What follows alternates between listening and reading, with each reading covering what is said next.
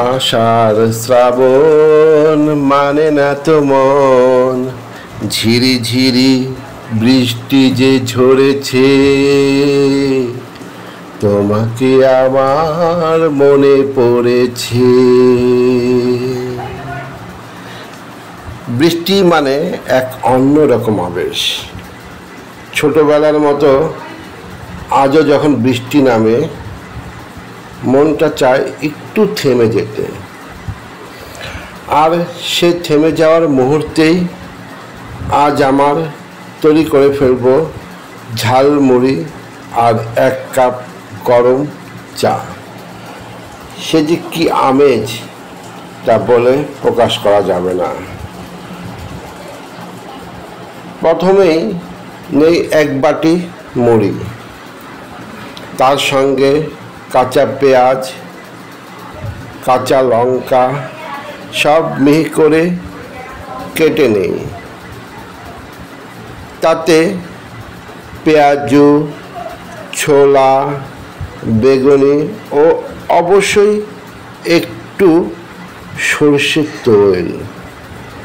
সেই ঝাঁঝালো গন্ধটাই তো আসল কথা।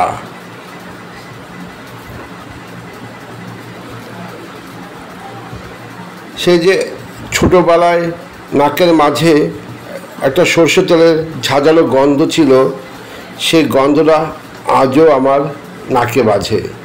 তাই প্রায়শই আমরা বাসায় এই ঝালমুড়িটা বানিয়ে খাই, সেই সর্ষের ঝাল মাখা ঝাঁঝালো গন্ধটা শোকার জন্য, সেই ভালোবাসাটা উপলব্ধি করার জন্য। সব উপকরণ একসাথে মিশিয়ে ফেললেই রেডি হয়ে যাবে আমাদের ঝালমুড়ি। আহা, এই গন্ধে যেন মন ভরে যায়। তাই ঝালমুড়িটাকে ভালোভাবে কুচলিয়ে আমরা তৈরি করে ফেলছি আমাদের প্রিয় ঝালমুড়ি। আর আমরা প্রত্যেকেই অপেক্ষমান আছি কখন এই ঝালমুড়ি আমরা খাবো। তো একটা পর্যায়ে আমরা তৈরি করে ফেলছি আমাদের সেই স্পেশাল ঝালমুড়ি, যা আমরা উপভোগ করব। আর এইদিকে এক কাপ চা, ভালোবাসা ভরে যায় চারদিকে। গরম গরম কাপ ভর্তি করে রাখি টেবিলে।